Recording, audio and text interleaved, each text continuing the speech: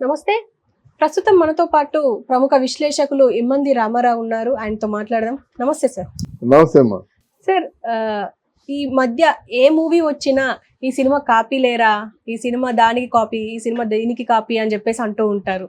అసలు ఈ copy copy అని ఎందుకు అంటుంటారు సార్? ప్రతిసారి ఏదో ఒక హైలైట్ చేస్తూ ఉంటారు. రీసెంట్ గా ఇప్పుడు వచ్చే 27వ తారీఖు రిలీజ్ అయ్యే కల్కి మూవీని కూడా కొన్ని క్యారెక్టర్లు హాలీవుడ్ నుంచి కాపీ చేశారు. వైజయంతి మూవీస్ లో కూడా లోగో హాలీవుడ్ ని కాపీ చేశారు అని చెప్పేసి అంటున్నారు. అసలు ఏంటి సార్ ఇది? అంటే విమర్శకుల గురించి మాట్లాడకూడదు, కానీ అంతకుముందు బాగా మనకి విమర్శకుడికి కొన్ని క్వాలిఫికేషన్స్ ఉంటాయి. సినిమా చరిత్ర తెలిసి ఉండాలి, సినిమా పుట్టుపూర్వోత్తరాలు తెలిసి ఉండాలి.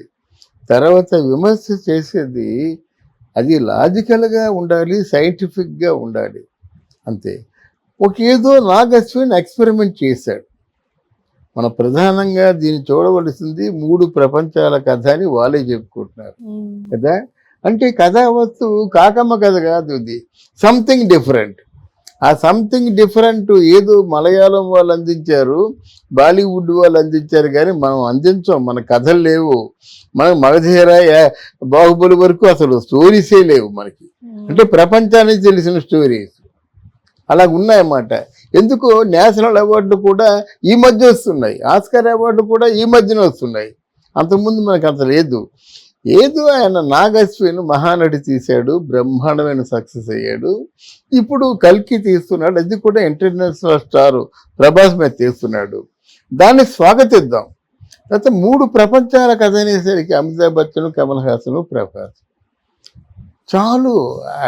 ఆయన హైట్స్ చాలు అంటున్నాడు అనమాట. ఇక పోయినట్టయితే టీజర్లు చూసాము, చాలా వెరైటీగా ఉన్నాయి.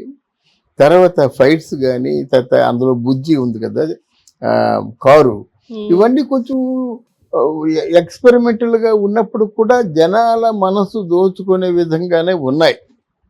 ఇప్పుడు ప్రభాస్కి ఎంతమంది ఫ్యాన్స్ ఉన్నారండి? ప్రభాస్ని ఎంతమంది ఎక్స్పెక్ట్ చేస్తున్నారు? ఈ మధ్య ఒక సినిమా కూడా హిట్ అవ్వరా. అంటే ప్రభాస్ సినిమాలు కాదు, మామూలు సినిమాలు కూడా లేవు కదా. పెద్ద సినిమా వచ్చింది అనుకుని ఏం లేదు కదా. అటువంటిప్పుడు ఏదో ఒక పెద్ద సినిమా రిలీజ్ అవుతుంటే దాన్ని మనం ఆస్వాదించాలి. ఏదేమైనప్పుడు కూడా ఎక్స్పెరిమెంట్ చేసి ఔరా అనిపించుకోకపోతే ఓవర్సీస్ మార్కెట్ రాదు కదా. ఔరా అనిపించుకోకపోయినట్టయితే ఎగబడి సినిమాని కొంటారు కదా. అది మాట్లాడడం అనేసి మనకి కాపీలు కావాలంటే ఆల్మోస్ట్ ఆల్ సినిమా పుట్టుకు నుంచి చెప్తాను ఏ సినిమా ఏ కాపీయో. అది అవసరం లేదు. ఒకటి మంచి సినిమా, చెడ్డ సినిమా, ప్రజల్ని రంజింపజేసే సినిమా అంటే ఏమిటి, 365 రోజులు బొళ్ళు కట్టుకొని వచ్చి చూసే సినిమాలు కొన్ని ఉంటాయి. అలాగే 2 రోజుల్లోనూ వారం రోజుల్లోనూ పోయిన సినిమాలు ఉంటాయి. అయిపోయింది, అది గతం గత. ఇప్పుడు మనం ఆలోచించవలసింది ఏంటంటే it is an experimental film. It holds all entire world అన్నమాట. ప్రపంచంలో ఉన్నటువంటి సినిమా ప్రేక్షకులు, ముఖ్యంగా తెలుగు ప్రేక్షకుల్ని బాగా ఆకర్షిస్తుంది.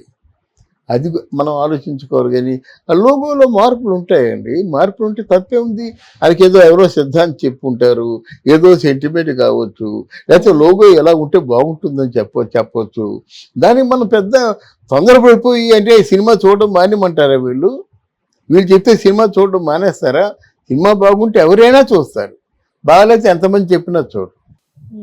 అర్థమైందా? ఇప్పుడు ఎవరు మన జయమ్మ పంచాయతీ ఉంది, దాన్ని ఎంతంత గొప్పగా ప్రమోట్ చేసింది ఆ సుమ.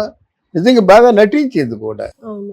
మరి బలగం ఎంత బ్రహ్మాండంగా ఆడింది, సినిమా బాగుండబట్టి ఆడింది. జయమ్మ పంచాయతీకి ఎవరెవరు చెప్పారు?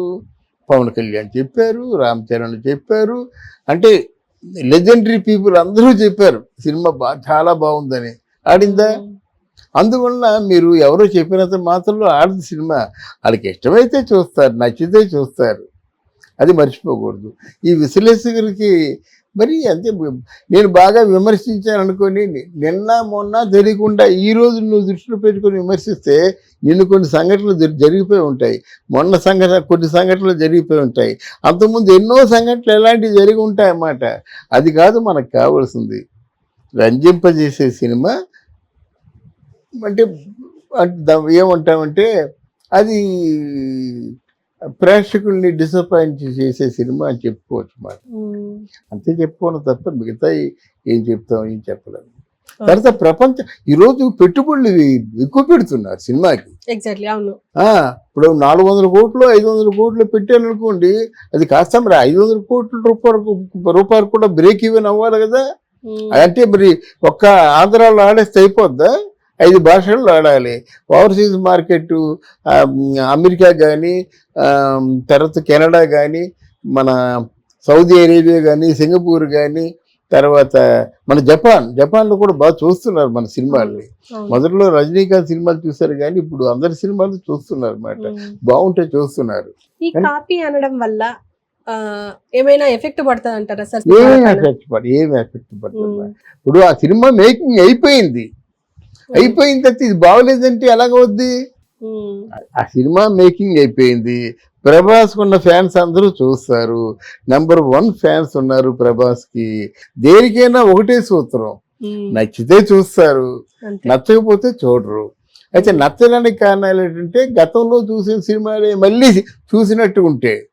ఎక్కడో ఇంగ్లీష్ సినిమాలు చెప్తున్నావు, ఇంగ్లీష్ సినిమాని తెలుగు ప్రేక్షకుడు ఎంతమంది చూసుకుంటారు?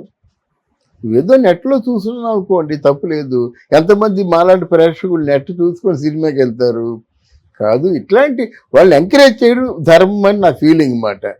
ఇప్పుడు మనకు ఒక స్టార్ ఉన్నాడు, పాన్ ఇండియా స్టార్ ఉన్నాడు, ప్రభాస్ ఉన్నాడు, లెట్ us ఎంకరేజ్ హిమ్ అంతే. ప్రపంచంలో ఆ పర్సనాలిటీ ఎవరికి లేదు కదా.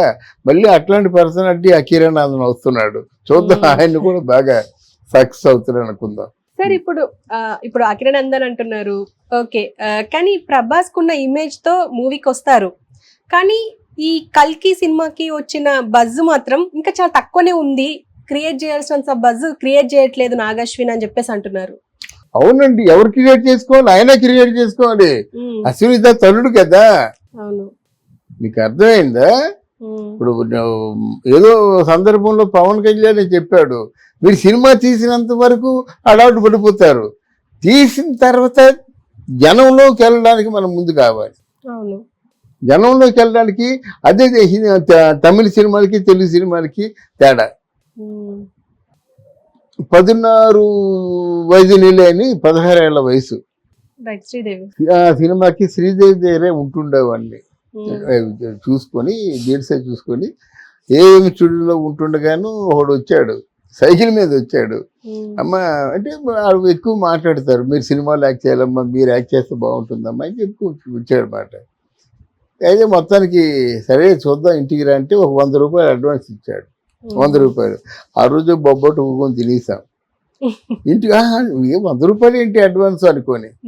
తర్వాత భారతీరాజాన్ని పట్టుకున్నాడు, కమల్ హాసన్ పట్టుకున్నాడు, కమల్ హాసన్ పక్కనే శ్రీదేవి. సినిమా అయిపోయింది. సినిమా చాలా టైట్గా మాట అంతే, మామూలుగా ఇంటి టిఫిన్ ఉంటుంది కదా అలాంటిది పెట్టాడు. ఆ సినిమా రిలీజ్కి పెట్టుకున్నాడు అమ్మాడు. సైకిల్ మీద వచ్చిన వాడు సినిమా రిలీజ్కి ఏ వాల్ పోస్టర్ మీద చూసిన ఆయనే. మద్రాస్ అంతా పబ్లిసిటీతో నిండిపోయింది అనమాట. వాళ్ళు సినిమాకి ఎంతైతే ఖర్చు పెట్టారో పబ్లిసిటీకి దాంట్లో పావంతు ఖర్చు పెడతారు. ఎక్కడ చూసినా పోస్టర్లే కదా, అప్పుడులా ఫ్లెక్సీలు కాదు, పోస్టర్లు అన్నమాట. ఆ సినిమా 16 ఏళ్ళ వయసు ఎంత ఆడిందమ్మా మద్రాసులో, ఎక్కడ చూసినా ఈ పాటలే. తర్వాత కమల్ హాసన్ శ్రీదేవి చాలా సినిమాలు చేశారు. అది అప్రస్తుతం అనుకోండి. అంటే మనకు కావాల్సింది ఏంటంటే సినిమాలు బాగుంటే ఎంకరేజ్ చేయాలి. ఓకే సార్, థ్యాంక్ యూ అమ్మా.